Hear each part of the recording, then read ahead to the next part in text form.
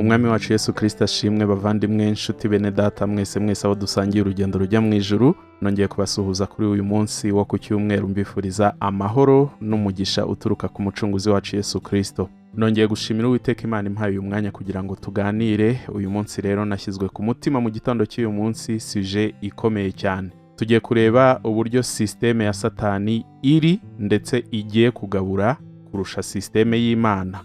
Urahitamo kurya urimbuke cyangwa se ubyange ubeho.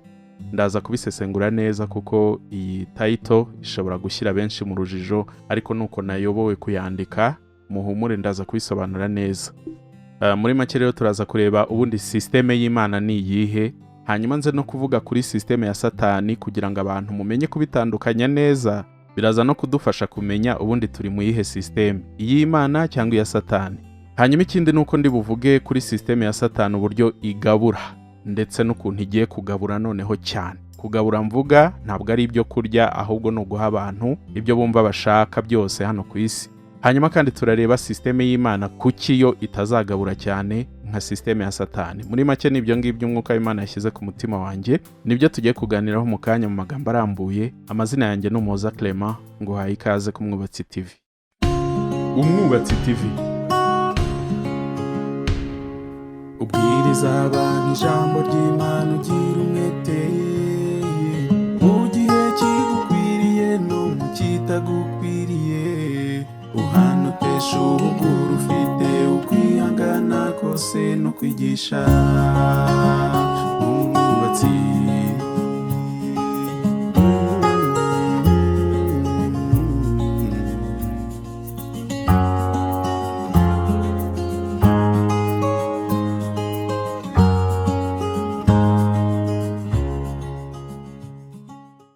Mwami Imana isumba byose, umurengezi w'ubugingo bwacu, Imana Data idukunda, warakoze kutwongerera iminsi yo kubaho kandi urakoze kuko uduhaye umwanya kugira ngo dusangire ijambo ryawe.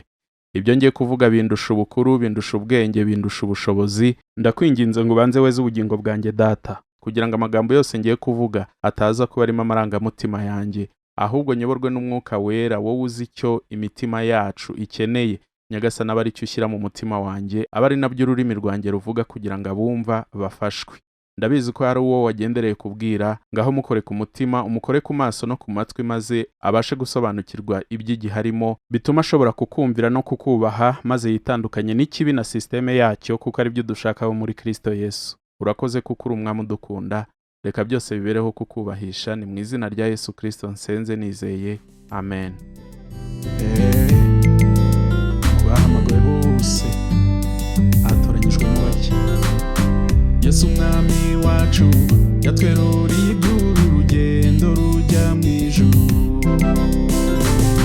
atutiyanga wese ngo yikorere umusaraba we ntazarushobora.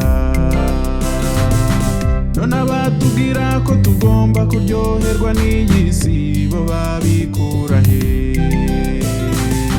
Ko bashaka ko natwe tubyina umudiho w'abadakenga tubumvire se. Nongeye kuguha ikaze nshuti muvandimwe mwene data, wowe dusangiye urugendo rujya mu ijuru, wowe dusangiye gucungurwa, twazaniwe n'Umwami wacu Yesu Kristo, tukaba natwe turi abaragwa b'ubugingo kubw'ubuntu bwe, icyubahiro n'ikibike ibihe byose. Uyu munsi rero nk'uko nabibabwiye tugiye kuganira.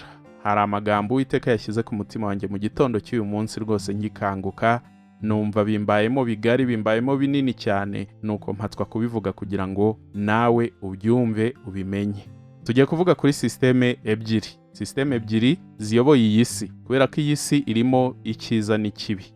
Muri make iyi si iyobowe n'icyiza n'ikibi, byose biri hamwe.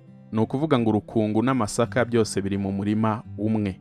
Natangiye mbabwira ko title cyangwa se izina, insanganyamatsiko y'ibyo tugiye kuganira muri aka kanya cyangwa se y'ubutumwa bw'uyu munsi iravuga iti systeme ya Satani iri kandi igiye kugabura kurusha systeme y'Imana. Urahitamo kurya urimbuke cyangwa se ubyange ubeho, cyangwa se utunge ubugingo buzima. Mbere yuko tuyivugaho rero, reka tubanze dusobanukirwe ubundi systeme ni iki. Systeme ni iki mu by'ukuri? Systeme ni uburyo ibintu byose bikora mu bufatanye ndetse no mu bwuzuzanye, ariko bigamije inyungu imwe. ni ukuvuga ngo ni ibintu byinshi bikora imirimo itandukanye ariko byose bihurije hamwe kugira ngo bigere ku kintu kimwe. Sisiteme y'igihugu cyacu iyo muyitegereje, inzego zose za leta zikora ndetse n'iz'abikorera, muzasanga sisiteme y'igihugu cy'u Rwanda igamije iterambere. Imirimo yose ikorwa mu gihugu ibigamije iterambere. Wakwibaza uti se hari igihugu kidakora gutyo? Nyine ibihugu byose byo ku isi sisiteme ni imwe, ni iy'iterambere no kwigwizaho nyine ubutunzi n'ubukire bwinshi. Iyo niyo sisiteme y'isi. Sisiteme y'Imana rero ni iyihe? Ubu butumwa bwiza bwose buvugwa, ibimenyetso n'ibitangaza Imana ikora, amategeko y'Imana yose n'ibindi byose bifitanye isano n'Imana, sisiteme bikoreramo n'imwe, ni sisiteme yitwa urukundo. No kuvuga ngo ibyo byose maze kuvuga, yaba amategeko y'Imana, yaba ijambo ry'Imana tujya twumva, gukiranuka, imirimo, kwizera, ubuhanuzi, kwera imbuto, ivugabutumwa n'ibindi byose bifitanye isano n'iyobokamana, ubwo Imana mvuga ni Imana Data wa twese, bikorera muri sisiteme imwe yitwa urukundo. Ibyo byose bishobora gukorwa rwose nta rukundo ruhari, byakorwa, ariko ibyo byose biba ari imfabusa, turaza kubireba. Sisiteme rero y'Imana muri make yitwa urukundo.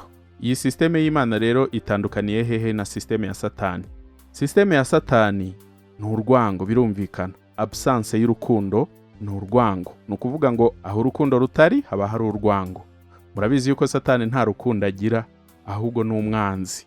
Ni umwibone wishyira hejuru, ni se w'ikinyoma, icyo agambiriye ni ukwica, kwiba no kurimbura. Nabyo turi buze kubigeraho. Izi sisiteme ebyiri rero, urukundo n'urwango, navuze nti nizo ziyoboye isi. Abari mu ruhande rw'Imana bakorera muri sisiteme y'urukundo, kuko ibyo bakora byose babikorana urukundo. Naho abari muri sisiteme ya Satani, ibyo bakora byose nta rukundo ruba rurimo. Ni ibigamije inyungu, ni ibigamije kumenyekana, ni ibigamije kwishakira igikundiro n'ibindi. Nubwo mu ruhande rumwe ubureba ukabona bisa neza, ndetse ukavuga uti aba bantu rwose bakora ibyiza, leta idushakira ibyiza, murabona amategeko ashyirwaho, murabona ukuntu abayobozi bazenguruka ibihugu badushakashakira amasoko n'ibiki, ukumva birimo urukundo. Umutekano urarindwa, abahanzi bakaririmba indirimbo z'urukundo, abantu bagasangira, ibintu nk'ibyo byose ubona ari byiza. Nyamara iyo utari mu ruhande rw'Imana nta rukundo uba ufite. Uba ufite ikintu gisa nk'urukundo, kandi burya ibiyaga byose cyangwa se ibishashagirana ntabwo biba ari zahabu. Ibi rero muri make bishatse kuvuga ko icyo wakora cyose, kabone nubwo cyaba ari cyiza, ariko iyo kidakoranwa urukundo kiba kirimo urwango. Izo rero nizo sisiteme ebyiri ngiye kuvugaho mu magambo make nk'uko Umwuka w'Imana yabimpaye kubivugaho. Mureke tubane kuko hari icyo Umwuka w'Imana ashaka kutwigisha uyu munsi. Amagambo tugiye gutangiriraho rero ni amagambo yavuzwe n'Umwami wacu Yesu Kristo. Turayasanga muri Matayo igice cya 24, turasoma imirongo 2 gusa, umurongo wa 12 n'uwa 13. Haravuga hati, maze kuko ubugome buzagwira, urukundo rwa benshi ruzakonja, ariko uwihangana akageza imperuka niwe uzakizwa. Amen. Ibi ngibi Yesu yabivuze ari kumwe n'abigishwa be, ari kubabwira cyangwa se ari kubahanurira, ababwira ibizabaho mu minsi ya nyuma cyangwa se mu minsi y'imperuka ariyo turimo. Ni iminsi yatangijwe n'ibihe bya nyuma bya Yesu Kristo, urupfu rwe, izuka rye, gusubira mu ijuru, hanyuma Umwuka Wera akaza. Kiragiye nibwo imperuka ibitangiye. Ubu rero ni ukuvuga ngo twebwe imperuka tuyimazemo imyaka isatira 2000. Uko generasiyo zagiye zisimburana muri iyo myaka yose 2000, izo generasiyo zose cyangwa se ibyo biragano byari biri mu bihe by'imperuka. Muzumva abantu bavuga bati twebwe iki gihe turimo ni imperuka y'imperuka, kuko ibyahanuwe turi kubibonesha amaso. Ibyavuzwe kera, ibyo ba Paulo bavuze bakarinda bapfa cyangwa se basinzira batarabibona, twebwe turi kubibona ubu ngubu. Rero twavuga tuti hasigaye gato gusa Umwami Yesu akagaruka gutwara itorero rye. Iri jambo tumaze gusoma, Yesu yabwiraga abigishwa be ababwira ati, mu minsi ya nyuma, ngira ngo uwabishaka yasoma iki gice cyose, muzumvamo ubuhanuzi butandukanye, ariko duhereye nko ku murongo wa 11 haravuga ngo n'abahanuzi benshi b'ibinyoma bazaduka bayobye benshi, ngo maze kuko ubugome buzagwira, urukundo rwa benshi ruzakonja. Aha rero niho nshaka guca akarongo kugira ngo mbumvishe sisiteme turimo, sisiteme ibihugu byacu bidutegekeramo, sisiteme abayoboye iyi si y'umwijima bakoreramo nta yindi, ni iy'urukundo rwakonje. Kuko ubugome bwaragwiriye nyine. Ibyo sindi buze kubijyamo, ijisho riraguha, ubugome bwaragwiriye ku isi. Ari nacyo gituma n'abagiraga neza n'abari bafite umutima w'urukundo wagiye ubakamukamo. Urukundo rwagiye rukonja ku buryo umubyeyi asigaye yanga uwo yibyariye n'umwana akanga ababyeyi be. Ngira ngo mwirirwa mwumva ibirego by'abana bisha ababyeyi, by'ababyeyi bisha abana, by'abashakanye bicanye, abaroganye, abatemanye. Inzangano zaragwiriye kugeza ubwo n'ibihugu ubwabyo bisigaye bibana birebana ayingwe.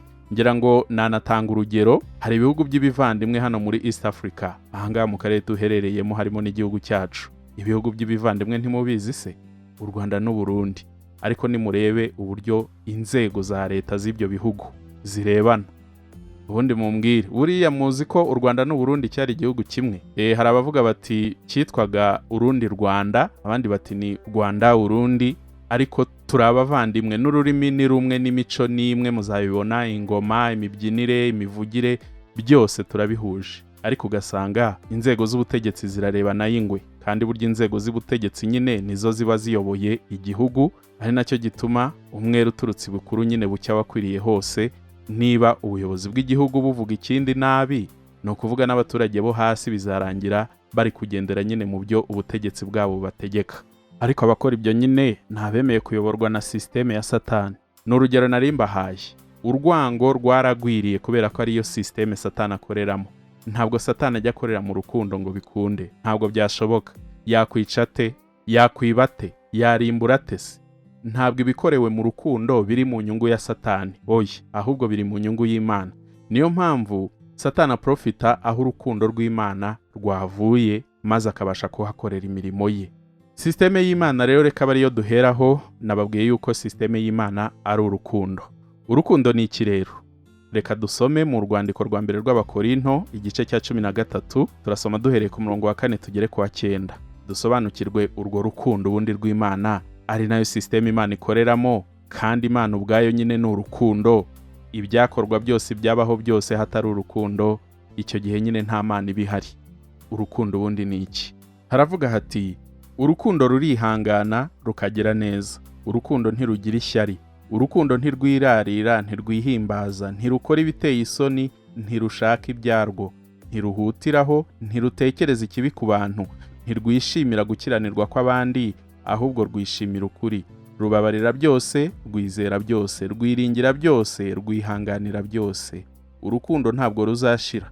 Guhanura kuzarangizwa, no kuvuga izindi ndimi kuzagira iherezo. Ubwenge nabwo buzakurwaho. Reka dusimbuke dusome kuri 13. Haravuga hati, ariko none hagumyeho kwizera n'ibyiringiro n'urukundo, ibyo uko ari bitatu, ariko ikiruta ibindi ni urukundo. Imana ishimwe cyane. Iyo niyo systeme Imana ikoreramo. Urukundo ngo rurihangana, ariko uzareba abantu b'iki gihe nta kwihangana bakigira. Abantu basigaye bubaka ingo kugira ngo bazisenye. Ukwihangana kwashize mu bantu. Ababyeyi ba kera barabanaga bakarambana bagasazana kugeza ubwo batandukanyijwe n'urupfu, kandi abenshi ntibabaga baranabirahiye nk'uko ubu ngubu abantu tubirahira. Iyo tugiye mu masezerano y'umubano mu rusengero, usanga abantu barahira yuko bazatandukanwa n'urupfu. Hari nubwo bibukuri, ugasanga umwe yisha undi, koko baba batandukanyijwe n'urupfu, ariko rwabanjirijwe n'urwango. Ubundi gutandukanwa n'urupfu bivugwa ntabwo ari uko umwe azica undi, oya, ahubwo nuko nyine bazasaza, urupfu rugatwara umwe, undi atabigizemo uruhare. Kabone nubwo haza impanuka cyangwa se ikindi, ariko nta mugabo wisha umugore cyangwa se umugore ngo yice umugabo. Kwihangana rero kwashize mu bantu.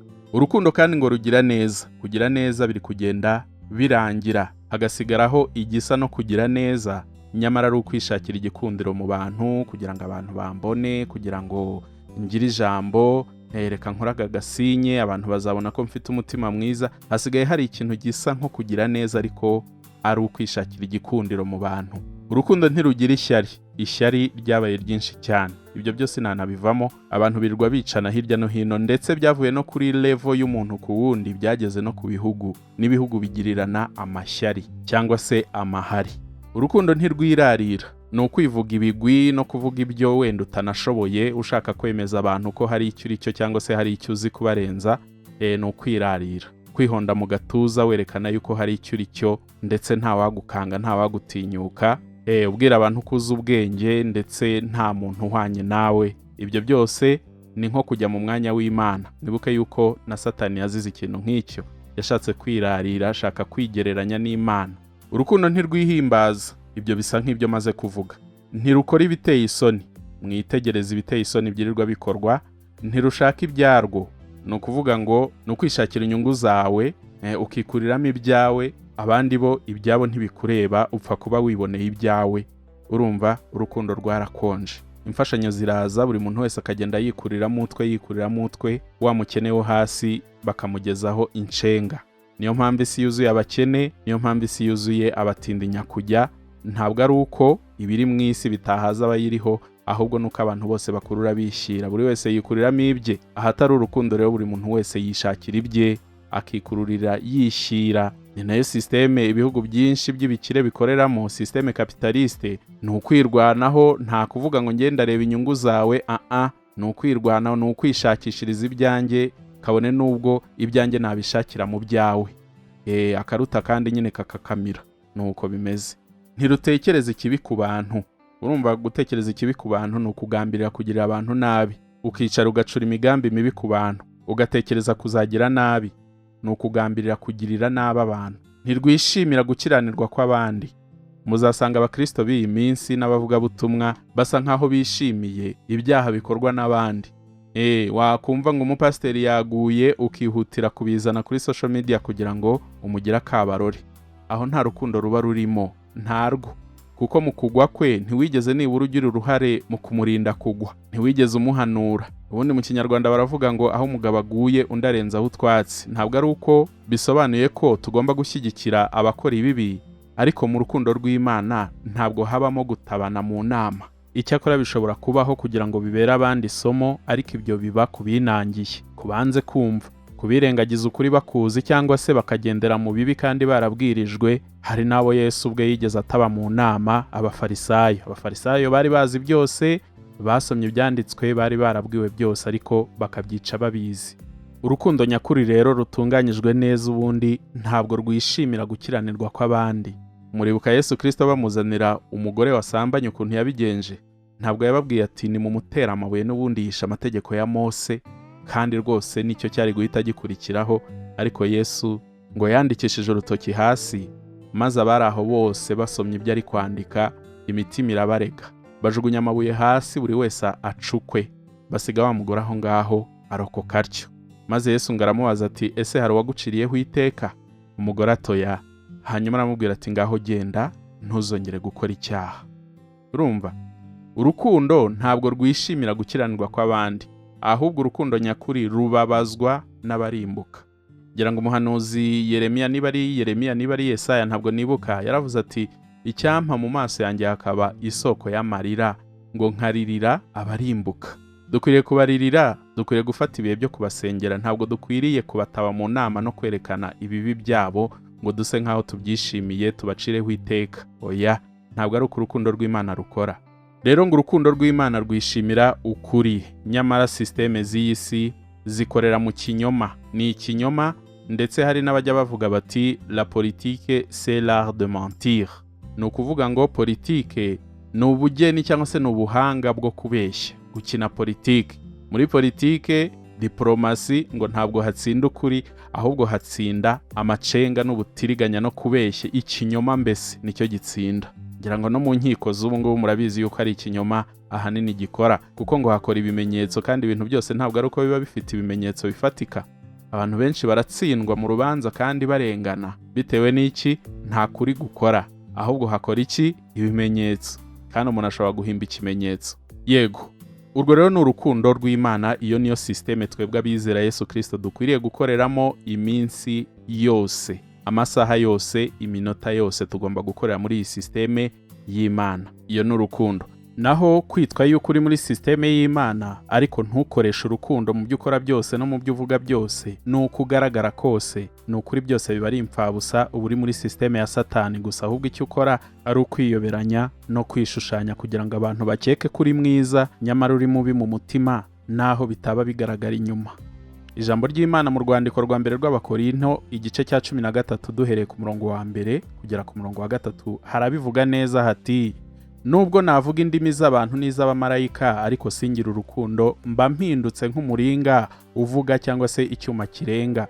Kandi nubwo nagira impano yo guhanura, nkamenya ibihishwe byose n'ubwenge bwose, kandi nubwo nagira kwizera kose nkabasha gukuraho imisozi, ariko singira urukundo ntacyo mba ndicyo. Kandi nubwo natanga ibyanjye byose ngo ngaburire abakene ndetse nkitanga ubwanjye ngo ntwikwe, ariko singira urukundo ntacyo byamarira. Ngira ngo mwabyumvise. Ikirenze kuri ibyo umwuka w'Imana basobanurire ibirushijeho cyane bijyanye n'iyi systeme y'urukundo Imana idutegeka gukoreramo niba koko turabayo. Hanyuma systeme ya Satani rero ni iyihe? Reka dusome muri Yohana igice cya 10 umurongo wa 10. Haravuga hati, umujura ntazanywa n'ikindi keretse kwiba no kwica no kurimbura, ariko jyeweho nazanywe no kugira ngo zibone ubugingo ndetse ngo zibone bwinshi. Muri iyi mirongo systeme ya Satani ni iyihe? Ni iyi ngiyi y'umujura. Nta kindi kizana umujura usibye kwiba no kwica no kurimbura. Ni ibyo ngibyo byazanye Satani. Ntimuzabone aho abantu amazu, ntimuzabone aho abantu amafaranga n'icyubahiro, rwose bakagira n'ijambo. Buriya nta kindi cyamuzanye. Yaje kubiba, kubica no kubarimbura. Kubiba iki rero? Yabibye ikintu cy'igiciro aricyo cyitwa urukundo, kuko ufite urukundo aba afite Imana, kandi ufite Imana aba afite ubugingo bw'iteka. Satani yabibye urukundo abasigira ibipirate bizasigara mu isi. Yabambuye ikitangirika abaha ibyangirika gusa. Nuko bidagadura mu byangirika bitajya binahaza ubiriye, ahubwo uko umuntu arushaho kubigotomera niko arushaho kugira icyaka cy'ibindi. Muzasanga nta muntu wihamya yuko akize. Niyo bivuze wenda abashaka icyubahiro, ariko uzasanga abitwa ko bakize ari bo barara badasinziriye. Atekereza iby'ubukire bwe, atekereza uburyo yabwagura cyane, atekereza uburyo yabushyira ku rundi rwego. Nahoze mbona amakuru amwe kuri Elon Musk, umukire wa mbere ku isi, ngo ntabwo ajya asinzira, ngo kandi nta byishimo agira. Urumva? Kubera icyo afite byose, icyo akeneye cyose yakibona, yakigura muri iyi si. Nta kintu na kimwe atagura keretse urukundo n'amahoro. Ntabwo ashobora kubigura. Ya mahoro njya mbifuriza nta muntu wayagura. Burya isi igitanga igisa nkayo, kuko amahoro isi itanga ashingiye mu bintu. Nyamara amahoro Yesu Kristo aduha ashingiye kuri we, kuko umufite aba afite amahoro, kuko ari we buruhukiro bw'imiruho yose. Niwe buturo duturamo imiruho yacu yose, tukabona amahoro yo mu mutima adatangwa n'ibintu, ahubwo atangwa nawe, kuko ari we mwami w'amahoro. Icyubahiro n'ikibi cye ibihe byose. Iyi systeme ya Satani rero nk'uko tumaze kubyumva ishingiye ku kwiba, kwica no kurimbura. Nta kindi cyamuzanye n'icyo ngicyo. Irindi jambo nanone turarisoma mu rwandiko rwa mbere rwa Yohana igice cya 3 umurongo wa 15. Haravuga ngo, umuntu wese wanga mwene se ni umwicanyi, kandi muzi yuko ari nta mwicanyi ufite ubugingo buhoraho muri we. Murabyumvise? Umuntu wese wanga mwene se ni umwicanyi. Ni ukuvuga ngo iyi si yuzuyemo abicanyi gusa, yuzuyemo abicanyi. Kubera ko ahantu hatari urukundo haba hari urwango. Kandi ntabwo twanga ibiti n'amabuye, ntabwo twanga inyamaswa n'ibiki, ahubwo twanga abantu bagenzi bacu. Urumva rero niba wanga mugenzi wawe, niyo utamukozaho icyuma, niyo utamutera ibuye, niyo utamukubita urushyi, burya uri umwicanyi mu maso y'Imana, kuko uwo muntu wanga iyo apfuye urishima. Igihe cyose uzaba wanga umuntu ujye umenya uti, ndi kuri liste y'abicanyi, mu byaha nzashinjwa imbere y'Imana nyuma y'ubu buzima ku munsi w'urubanza. Harimo n'ubwicanyi. Ubwicanyi mujya mubona ni buke cyane ku bwicanyi Imana ibona, kuko Imana ibona ubwicanyi bubera mu mitima y'abantu, nta wafashe icyuma ngo agitere undi. Abantu benshi n'abicanyi, babizi cyangwa batabizi. Niba uzi ko nta rukundo ugira, niba uzi ko wanga mwene so, wanga mugenzi wawe, niyo haba hari impamvu uheraho uvuga uti ngomba kumwanga, menya yuko uri umwicanyi. Iyo rero niyo systeme ya Satani, ni urwango. Hanyuma rero reka nerekeze noneho kuri ya title. Navuze nti systeme ya Satani igiye kugabura kurusha systeme y'Imana. Urahitamo kurya urimbuke cyangwa se ubyange ubeho. Systeme ya Satani iragabura ite? Systeme ya Satani muri iki gihe turimo iri gutegeka abantu, kuko murabizi yuko Satani atwaza agahato. Iri gutegeka abantu kandi izakomeza kubategeka kwangana kugira ngo babeho neza. Wakwibaza uti si ibyo bintu bikoreka gute? Systeme ya Satani ni iyo guhindura abantu banyamwigendaho. Uzumva abategetsi bahatira abantu cyangwa se babwira abantu kwanga ababanga. Ngira ngo iwacu ho mwaranabumvise rwose babyerura bakavuga bati, urubyiruko rwo ku masocial media bari abantu mujye mubasubiza. Ugututse umutuke. Niyo mpamvu muzabona hari abantu batukana rwose, babyiyemeje gutukana, apfa kuba atutse uwitwa umwanzi w'igihugu, uwo ngo rwose ahabwa intebe y'icyubahiro. ariko tinyuka gatoya uvuga ikintu gihabanye n'icyo wenda abagukuriye bashaka cyangwa se wenda abagutegeka, kabone n'ubwo cyaba ari ikibi uri kwamagana ariko cyemewe n'abakuruta cyangwa se abagutegeka, icyo gihe ushobora kurara mu maboko rwose atari ayawe. Nyamara Yesu Kristo ntabwo ari uko nguko yatwigishije. Yesu we yatwigishije gukunda abatwanga. Ati nimugirira neza ababagirira neza, mugasuhuza ababasuhuza, mukitura ababagiriye neza, muzahembwa iki? Ahubwo nimukunda ababanga kandi mubasabire, ntimubiture inabi babagiriye kandi ntimwihorere. Kuko kubagirira gutyo ngo ni nko kubashyira amakara yaka ku mutwe. Ibyo ntuzabikore kugira ngo nyine uyabarunde ku mutwe, ahubwo uzakoresha urukundo. Ukwanga umukunde, ukugirira nabi umwiture neza, kandi atari bya bindi byarenzaho. Biragoye ndabizi, ndetse izo mbaraga ntabwo twebwe nk'abantu tuzifitemo, ahubwo izo mbaraga z'urukundo rungana gutyo ni Yesu Kristo zitanga, kandi Yesu ari kumwe natwe. Yaravuze ati ndi kumwe namwe iminsi yose. Murabyumvise rero yuko niba system ishobora guhatira abantu kwanga abandi kugira ngo babashe kubona indonke, ni iki mutumvamo se ko nyine ugomba kugaburirwa ari uko wakoze ikibi? Ukundi iyi system rero izagabura nuko izashishikariza abantu ibintu bimeze nk'amarushanwa. Ikomeza kubwira abantu kwikunda, bakibanza kugira ngo abandi baze nyuma. Ikakubwira iti niwibanza uzabona ibyiza, hanyuma usagurira abandi. Ni ukuvuga ngo ntabwo ihatira abantu gushyira abandi imbere, ahubwo ibwira abantu bo kwishyira imbere kugira ngo abandi baze nyuma barya ibyo wasigaje cyangwa se ubaha ibyo wasaguye. Kubw'iyo systeme hari abivamo nyine bagahita banabishyira ku mugaragaro. Ngira ngo hari umukire umwe wo mu Rwanda uherutse kuvuga amagambo nubwo abantu bamusamiye mu kirere, ariko niko nyine bimeze. Buriya abafite imitima imeze kuriya ni benshi. Uwo mukire yaravuze ati mu myaka iri imbere u Rwanda ruzaba rwateye imbere ku buryo abantu bo mu bihugu by'abaturanyi bazaza gukora amasuku muri toilette n'ibiki. Muramwibuka uwo muntu wabivuze? Mwabyumvise. Nubwo bamucyashye, ariko yari amaze kuvuga burya ibimwuzuye, ndetse ahari yibwiraga yuko hari abari kunezeza. Kubwo kuvuga ibyo, hari abantu nyine ari gushaka gushimisha, nabo wenda bashobore kuba bavuga nk'ibyo. Kandi si we gusa. Iyi systeme ya Satani izagaburira abantu, ariko yabanje kubabwira iti mwiyandarike nibwo muzamenyekana. Ubu noneho byanahumiye ku mirari kuva twagera mu kiragano cy'ikoranabuhanga. Ubu twageze mu bundi buzima, twageze mu kindi cyerekezo cy'isi gitandukanye n'ibyahise. Ubu ngubu ibintu byose ni mu ikoranabuhanga. Systeme y'ikoranabuhanga rero Satani yayikoresheje kuva yatangira, ariko ubu ngubu iri kugenda ikaza umurego. Niyo mpamvu muzabona kugira ngo umuntu akire cyane mu ikoranabuhanga nuko aziyandarika. Ubwo ndavuga ku social media. Ikoranabuhanga ry'itumanaho rihuza abantu benshi. Kugira ngo umuntu akire nuko yiyandarika. Ntabwo mujya mubibona? Kugira ngo inkumi nziza ibone views, yewe kabone nubwo yaba ari mbi, igomba gushyira ubwambure hanze maze abayireba bakaba benshi. Ubu ngubu abasitari benshi bo kuri aya social media ntabwo ari abakora ibyiza, oya rwose, n'abakora ibibi, n'abiyandarika, n'abifotora bambaye ubusa, n'abaririmba ibishego. Muri iki cyumweru turi gusoza mu Rwanda twari turi mu nama y'umushyikirano. Ni inama yamaze iminsi 2. Mwabonye kuri high table ku munsi wa kabiri abantu bari bahicaye cyangwa se kuri pano abaganirizaga abandi, hari umuhanzi wari urimo, ni Bruce Melody. Mu by'ukuri kwicara hariya ni isumbwe, ni icyubahiro gikomeye cyane. Kwicara imbere y'abayobozi b'igihugu bakomeye, ntanavuga nti bose, na perezida, umukuru w'ikirenga ahari, ukajya kwicara hariya nta kindi ubikesha, ahubwo ubikesha kuba uri umuhanzi. Ni umuhanzi w'ikirero. Ese aririmbira Imana? Aririmba ibyubaka imitima y'abantu bakarushaho gukunda Imana no gukora ibyiza. Muzanshakire mu ndirimbo ze, ushobora gusanga harimo nk'imwe yaririmbiye Imana, ariko mpamya ko atariyo yamwicaje hariya, ahubwo za zindi zuzuyemo bya bindi ntari buze kuvuga amazina, murazizi, nibyo byamwicaje hariya. Impamvu ntanze urugero kuri Bruce Melody kandi mu by'ukuri mu rukundo hatarimo kwishimira gukiranirwa kw'abandi, nuko Bruce ubwe yivugiye yuko yavukiye mu muryango w'abantu bakijijwe, ndetse yanavuzemo mama we, avuga ukuntu rwose mama we yamubonye yashyize dread ku mutwe, akagerageza kumucyaha nyine, ndetse ngo bakamuhanurira bavuga mu ndimi, yabivuze nk'ubikwena.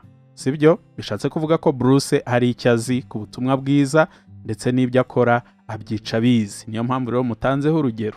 Kiriya ni ikimenyetso cyiza kikwereka ko gukora ibibi cyane hano ku isi ari byo bituma abantu bahinduka abasitari, ari byo bituma abantu barushaho kugukunda, kuko ibiri mu mitima y'abantu bari muri systeme ya Satani y'urwango ni bibi, baba bafitiye inyota ibibi gusa. Rero iyo ubibahaye uhinduka icyamamare. Nguko uko rero isi izarushaho kugenda itonesha abantu bose biyemeje kuyoboka systeme ya Satani, ariyo systeme y'urwango. Izabagaburira, izabagira ibyamamare, izabahesha icyubahiro, bicare ku ntebe abandi bose bakoreye imyaka n'imyaka bakora ibyiza ngo bayicareho ntibayigereho. Ibintu bisigaye byarageze ku rundi rwego. Hari umukobwa kuri Facebook, urumva nyine ibintu byose biba byandaritse hanze, niyo mpamvu umuntu agira cyo akabona biguyeho. Uwo mukobwa nta kindi kintu akora kuri Facebook, ahubwo we yerekana ubwambure bwe, igitsina cye pe, akagira atya akifata video nyine umubona yambaye imyenda, ariko mu kanya gatoya agahita azamura nk'ijipo akerekana igitsina cye. Ubu ngo bamaze kugira abamukunda n'abamukurikira barenga miliyoni. Nawe yatangiye guhembwa amafaranga kandi menshi. Ntabwo ari uwo gusa, muzajya kuri TikTok, muzajya kuri YouTube, muzajya ahantu hose ku social media aho abantu bata umwanya wabo birirwa bareba ibipfuye, aho ngaho uzasanga barebwa cyane atari abakora ibyiza ahubwo ari abakora ibibi. Uko rero niko isi irimo irashyira abantu mu mutwe yuko gukora ibibi ari byo bigabura kurenza gukora ibyiza. Abavuga ijambo ry'Imana, abavuga ubutumwa bwiza cyangwa se inama zo mu buzima zafasha abantu kubaho neza cyane ariko bubaha Imana, uzasanga ibyo bintu bitarebwa, birebwa nyine na bake b'indobanure abo umwuka w'Imana yabiyoboyeho. Iyi si kandi izahatira abantu kuba abanyamwigendaho, selfish, kwikunda, kwirebaho, kwishyira imbere, mbese akaba ari wowe ubanza. Nyamara ijambo ry'Imana ntabwo ritubwira yuko tugomba kwibanza, ahubwo tugomba kubanza abandi. Kuko na Yesu Kristo ubwe yarabayeho neza, yari mu ijuru, ntacyo yari akennye, ni Imana, ni umunyabushobozi. Abamarayika, ibizima n'abakuru bamwikubitaga imbere bakajugunya amakamba yabo, baturera urera urera. Ariko ngo yabonye yuko ibyo byiza byose atari byo kugundirwa, arabisiga byose aza mu isi, yicisha bugufi. Nta nubwo yarazanywe rwose no gucungura abeza, yaraje gucungura abamwanga, abanzi be, abakora ibibi. Abari muri iyi systeme ya Satani y'urwango nibo bamuzanye hano ku isi. Ngo ntabwo umuganga aza kuvura abazima, ahubwo aza kuvura abarwayi nyine. Iyi systeme kandi izahatira abantu guta ubwenge, bitandukanye n'ubwenge kugira ngo babashe kurya. Mwarababonye abantu bari biyubashye, ariko abo bamenyeye yuko kuri YouTube hasigaye hariho amafaranga, baretse iby'ubwenge kuko nta kintu byinjiza, bakora ubugoryi, bakora ibipfuye byose kugira ngo babashe kubona amafaranga. Buri ubuzima uzabona kuri YouTube bw'abariya bose mujya mubona n'ibyo bikora. Hari abahindutse abakomediye, hari abahindutse abavuga amakuru mu buryo busa nk'ubusekeje, mbese bagiye bakora ibintu byinshi bitandukanye. Uwo mutego nanjye wigeze kungeraho, ariko umwuka w'Imana arangarura, Imana ibishimirwe cyane. Urumva, bakora ibiteye isoni, bitandukanya n'ubwenge. Ubwenge bw'Imana nibwo ndi kuvuga, kugira ngo babashe kubona amafaranga. Iyo niyo system isi irimo irashyiramo abantu. Aho nta rukundo ruhari, kuko ibyo ni ikinyoma gusa. System kandi izategeka abantu kubeshya. Ngira ngo mujya munabibona mu nzego z'ubuyobozi, barabeshya amaraporo y'ibinyoma, mu mashuri ibinyoma, mu bubanyi n'amahanga ibinyoma. Mbese ikinyoma cyicajwe ku ntebe nyine, kuko isi ikorera muri system ya Satani iyobowe n'umubi, kandi umubi tuzi neza yuko ari we se w'ikinyoma. Se w'ikinyoma rero agomba no gukoresha abamuyobotse ibinyoma. Nsoza rero kuri iyi system ya Satani n'imigaburire yayo, nuko muri rusange iyi system noneho twanageze mu ndangamuntu y'ikoranabuhanga igiye gufata abantu bugwate nta bwinyagamburiro. Niba ibi ngibi byajyaga bishoboka abantu bakayoboka system ya Satani nta ubibahatiye, ubu noneho bagiye kujya babibahatira. System izahindura abantu imbata z'ikibi, baba babishaka cyangwa se batabishaka. Ubu ngubu social media ziracyaguyaguye abantu, zibereka yuko gukora ibibi ari byo bigabura. Umuntu akabijyamo abishatse cyangwa se atabishaka akabireka, ni amahitamo y'umuntu. Ariko noneho system y'indangamuntu y'ikoranabuhanga abantu bari kwirundumuriramo izajya itegeka abantu gukora ibibi, wabishaka utabishaka, kuko nutabishaka amanota azagushiraho usigare nawe utakibasha guhaha cyangwa se no kugurisha. Nta rugendo ukibasha gukora mu modoka rusange cyangwa se indege. Kubera iki? Wanze kugendera mu bibi system y'ikibi yagutegetse. Kandi baragufite, ibyawe byose barabifite, abawe bose barabafite. Ni hehe batagufungira amazi n'umuriro? nabahaye urugero rwa Credit Sociale ikora mu gihugu cy'Ubushinwa. Ni ukuvuga ngo ni amanota bagenda baguha bitewe n'uburyo wubahirije cyangwa se wakoze icyo leta igutegeka gukora, wubahirije amategeko yose ya leta. Noneho reka mbahe nk'urugero, ni urugero ariko ntabwo mvuze ngo bizaba. Bashobora gushyiraho nk'amanota azajya ahabwa umuntu wavuze leta neza cyangwa se wamaganye abavuga leta nabi. Waba utarabikoze kubera muri systeme bizaba birimo bakareba bakavuga bati ahandi hose amanota urayafite, ariko ayo kuvuga ubutegetsi neza, ayo kurwanya abanga igihugu nabo ngo basubize ntabwo aya manota uyafite, bityo rero hari service utemerewe. Nkawe mu Kristo uzabigenza ute? Nawe uzajya hariya kuri social media utangire gutukana? Mumbwire muzabigenza gute? Kubona ayo manota wenda hari occasion bizaguha, hari amahirwe bizakongerera, nawe uzajya hari utukane kugira ngo amanota agwire? Uhungahunga kare burya. Niyo mpamvu iyo tuvuga ngo indangamuntu y'ikoranabuhanga ni ikibi kiri hejuru y'ibindi byose kugeza ubu ngubu. Ntago ndi kuvuga ikibi mu buryo bw'icyaha, ahubwo ni ikibi kizazirikira abantu mu byaha. Buri icyaha wakihana, ariko ikiguteza icyaha wakihana ute rero? Niba systeme y'isi igiye guteza abantu gukora ibyaha ku ngufu, ni nk'uwagufata ku gakanu akakurisha umwanda, uwo muntu kandi akaba kurusha imbaraga, uwo muntu wamurwanya ute rero? Wewe wenda ushobora gufunga umunwa nturye umwanda, ariko umuntu ugufashe ku gakanu ashobora kuwugutsindagiramo ugashiduka umwanda wanaciye aho utagombaga guca. Wabyumvise? Iyi ndangamuntu y'ikoranabuhanga ni nko gufata abantu ku gakanu bakabarisha umwanda. Hari abazawurya ku bushake babihisemo, hari n'abazawurya batawuhisemo ariko kuko bafashwe ku gakanu. Kubera iki? Uko gufatwa ku gakanu ni ukubera bazaba baremeye kuyoboka systeme ya Satani. Kuyinjiramo hari ababitagatifuza bakabyeza bakavuga bati ibyo ntacyo bitwaye, ibi ntahitaniye n'ibindi. Nyamara ndahamya yuko usibye ko harimo benshi batanazi iyo bijya, nta n'amakuru bafite, ariko ababizi murabizi. Abazi ikoranabuhanga n'imikorere yaryo kugeza ubu murabizi yuko nta hantu ikoranabuhanga riri kuganisha isi heza, ntaho, ni mwirimbukiro. Reka nsoze kuri iyi systeme. Noneho systeme y'Imana kuki yo itazagabura? Ese Satani agiye kuruta Imana? Satani agiye kurusha Imana imbaraga, noneho ajye aha abantu ibyo bashaka hano ku isi, hanyuma twe dukene? Ibi ni byo kurya nyine bikomeye. Abadakomeye mu buryo bw'umwuka ashobora guhita avuga ati none se ubwo niba Imana isumba byose, Imana iruta byose, Imana itunze byose, yaremye byose, itazatugaburira ngo iduhe ibyo dukeneye hano mu isi, ubwo ngubwo kuyiyoboka byaba bimaze iki? Natangiye mvuga nti uku kugabura ntabwo ari uko ibiryo gusa, ahubwo ni ugutanga ibintu byose abantu bashaka. Mwibuke yuko icyo ushaka gitandukanye n'icyo ukeneye. Ushobora kuba ushaka imodoka cyangwa se indege ariko atari yo ukeneye. Ushobora kuba ushaka kurya inyama ariko atari z'umubiri wawe ukeneye. Icyo ushaka rero gitandukanye n'icyo ukeneye. Iyi si izaha abantu ibyo bashaka, ntabwo izabaha ibyo bakeneye, kuko icyo dukeneye ni urukundo. Ibyo dukora byose tukabikorera mu rukundo. Ariko systeme y'isi izambura abantu urukundo, ibahe urwango.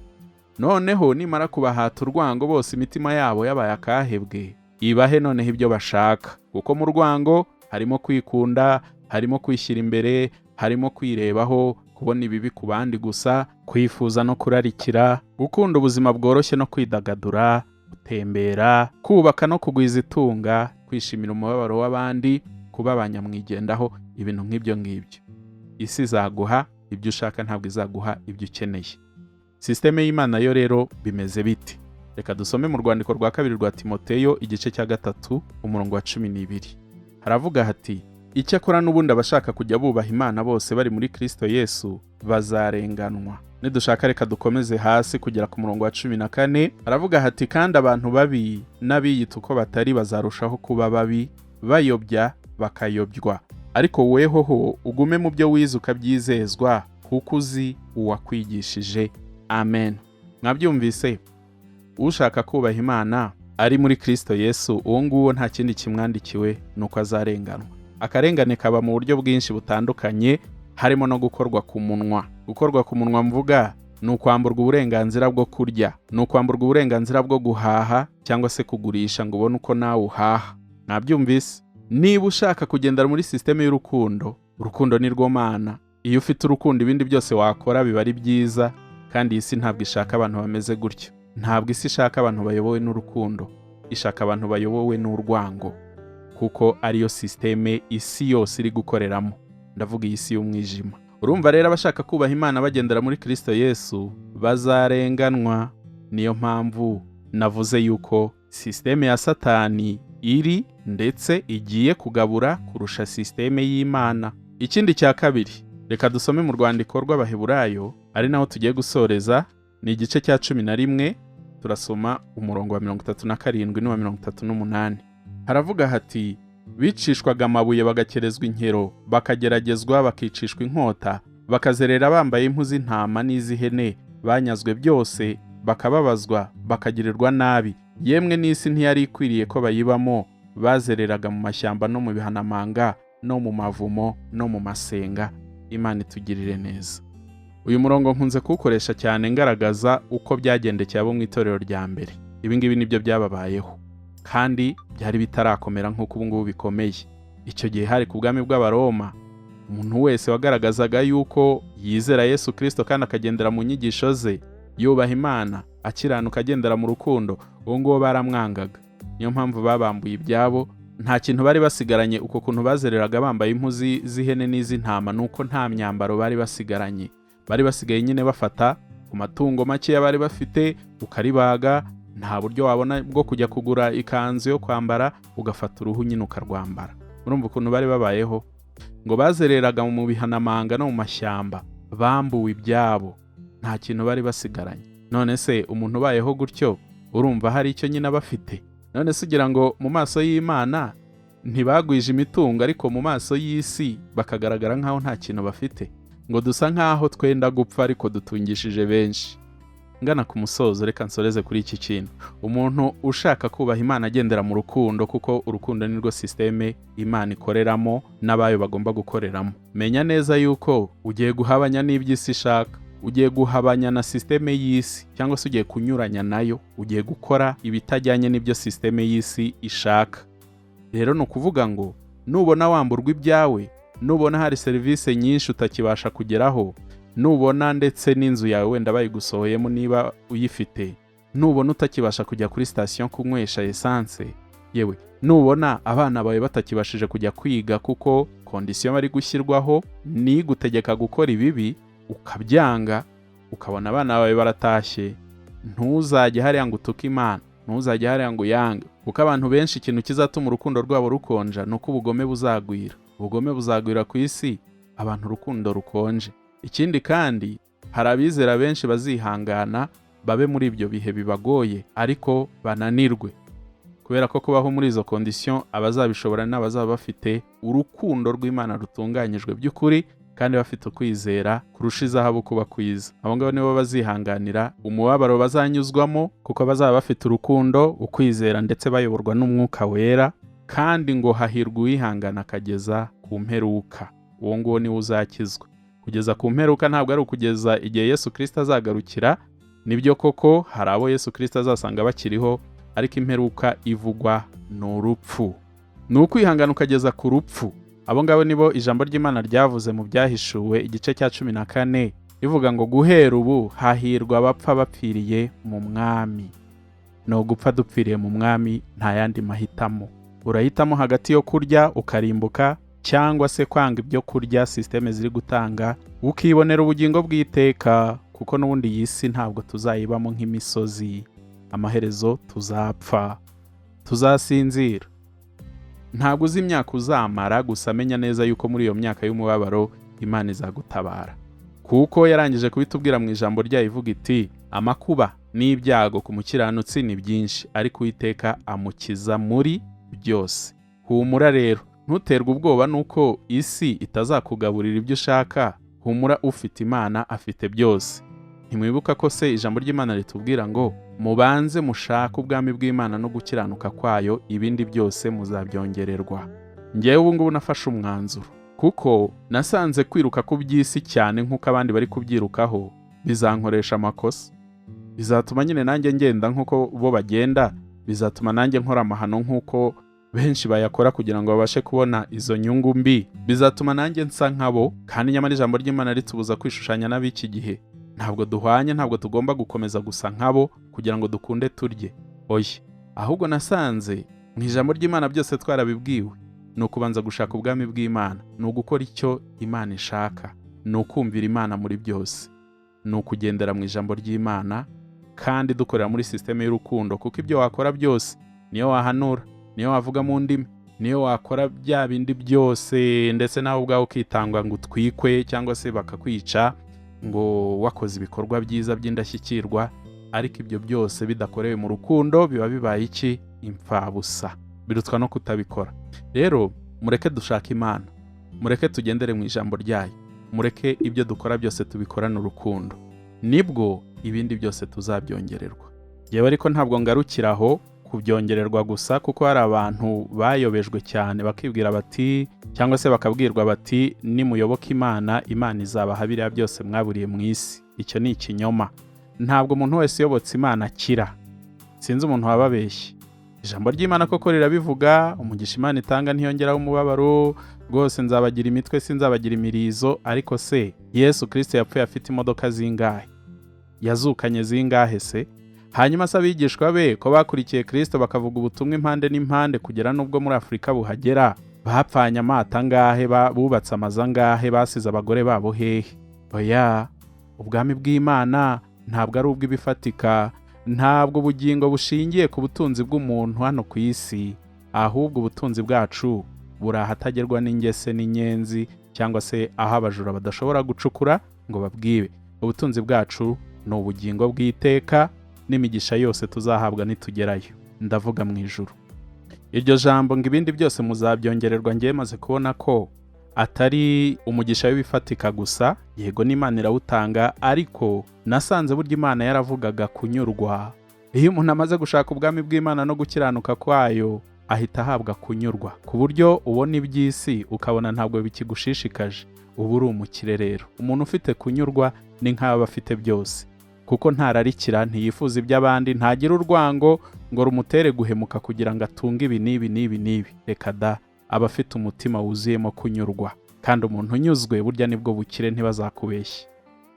Sisiteme y'Imana rero ni urukundo. Ibyo tuzakora byose tubikoranye urukundo, ibyo tuzavuga byose tubivuganye urukundo, uko tuzitwara kose tubikoranye urukundo. Ibyo byose bifite umugisha byagenewe nidutaha tugeze iwacu ibudapfa.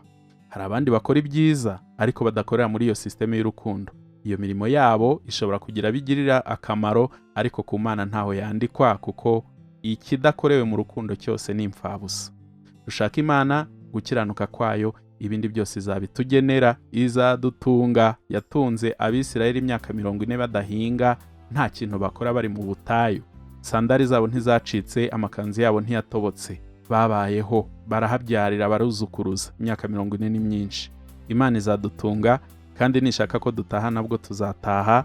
Kubaho ni Kristo, no gupfa ni inyungu ku mukristo wese w'ukuri, niko wa muririmbyi yaririmbye. Reka nsoreze ahangaha, ngira ngo ibya sisiteme murabyumvise. Uzi ubwenge ngira ngo yamaze kumva iby'umwuka w'Imana muganirije anyuze muri njye. Amahoro y'Umwami wacu Yesu Kristo abane namwe, muzagira intangiro nziza y'icyumweru. Umwami wacu Yesu Kristo agumane namwe. None abatubwira ko tugomba kuryoherwa n'iyi si, bo babikura hehe? Ko bashaka ko natwe tubyina umudiho w'abadakenga, tubumvire se. Buryo cyambaye umwambaro w'urugamba, ntukaririmbe nk'abanesheje. Irya mpamba waherewe mu rugendo, ntikakwibagiza intego y'urugendo. Buryo cyambaye umwambaro w'urugamba, ntukaririmbe nk'abanesheje. Irya mpamba waherewe mu rugendo, ntikakwibagiza intego y'urugendo. Aho ntuzabazwa uko warutangiye, uzerekana uko warusoje. Iyo sambu wahawe ntikakwibagiza intego y'urugendo. Amafaranga utunze ntaza kwibagiza intego y'urugendo. Imodoka wahashye